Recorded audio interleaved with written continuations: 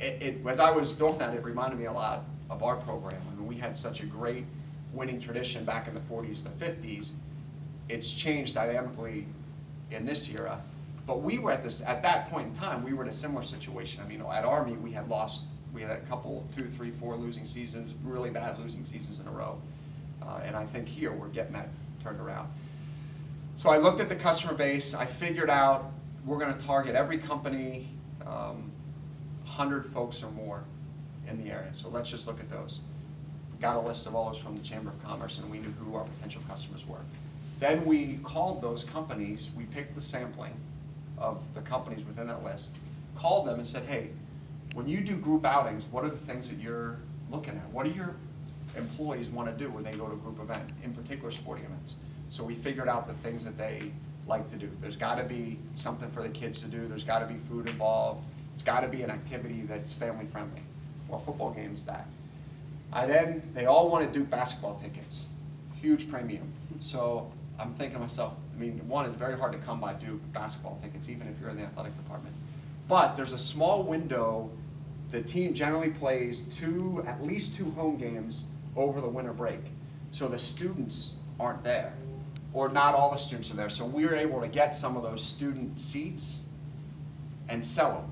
So I was able to get a bunch of those that then we could raffle off. So if you were a group that if you were a group leader who brought a group to a game, you got put into a drawing with the potential to get basketball tickets, which is huge for anyone down in that area.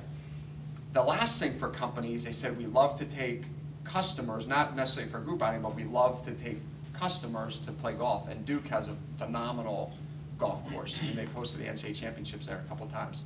So I called the golf course, and they were willing for groups, depending on the size, to get a complimentary round of golf.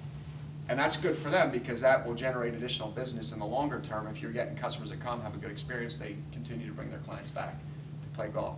So it was the same thing, like figure out the customer, what they want, how you get buy-in, all those sorts of things that I know you guys do every day, but we were kind of learning on the fly. So it is, I just think in general, as an Army officer, and as things that we do, we are salespeople to some degree. I mean, and we're all leaders. I mean, I think in your field, you're leaders as you're trying to get an organization to move in a certain direction and try to get people on your team to believe in what the goal is that we're all trying to achieve in the long term. What I would like to do now, I think, is just spend a couple minutes, and I would like to just open it up for questions on, I think, more from a leadership aspect from my area. When my boss, this last deployment in Iraq he had played football for Southern Miss. He was a quarterback. General Jeff Hammond was a quarterback for Southern Miss. We were known as a football division. I mean, he literally led our organization like a sports team.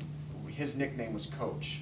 We had our awards area in our headquarters was a turf, a little mini turf field with a 4ID football helmet. I mean, it was a white helmet with our 4ID patch on both sides, right there in the center. And we would do all of our awards presentations. When commanders would come in and out, he gave a little mini football helmet, 4ID. Our little coin, commander's coins that I'm sure you've seen if you've associated with the military at all, his was a little football helmet that he would give. It was just interesting. So we had a unique following from reporters, and one reporter at the very end of the deployment this last time asked me, Mike, how did having played college football prepare you to lead men and women in combat? And I think it was really three things. It was, one, it's playing sports. I think any competitive sports, especially at the Division I level, it really teaches you to overcome adversity. Because you're always put in situations where you're in a competitive environment, things go well and they don't go well, and you've got to respond. And especially playing football, miss a tackle, you get beat deep, you've got to forget about that play and move on to the next play. Very similar to being in combat.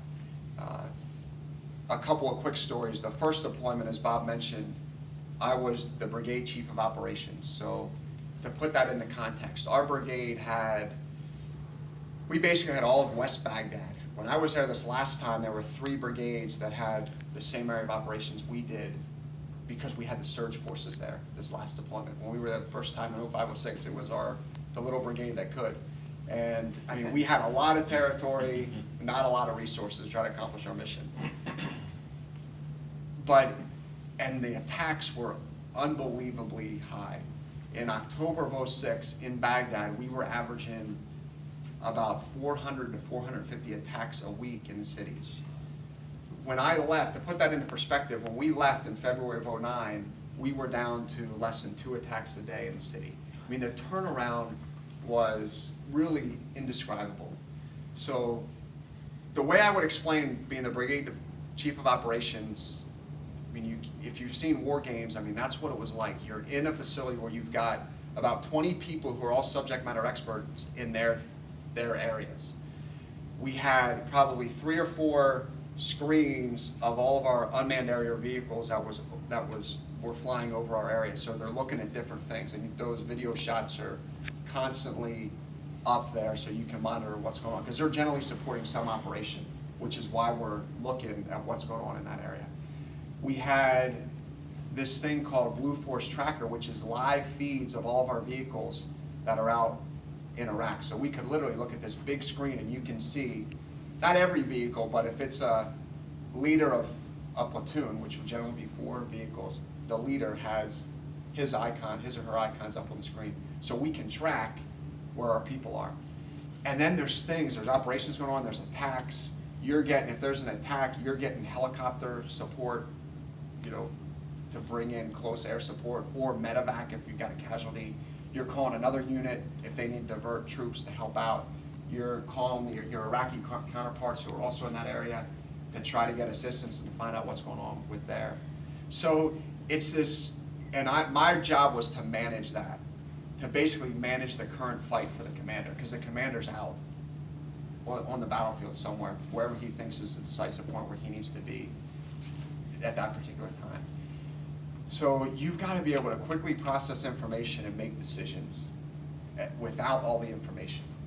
And then it's really kind of no regrets, because you can't constantly go back. You're not always going to make the right decision. There's no way.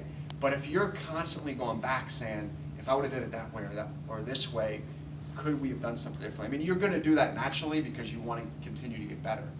But you have to try to be as poised as you can, get all the information, present that to the commander if he needs to make that decision, or if he's delegated that decision to you, and then act.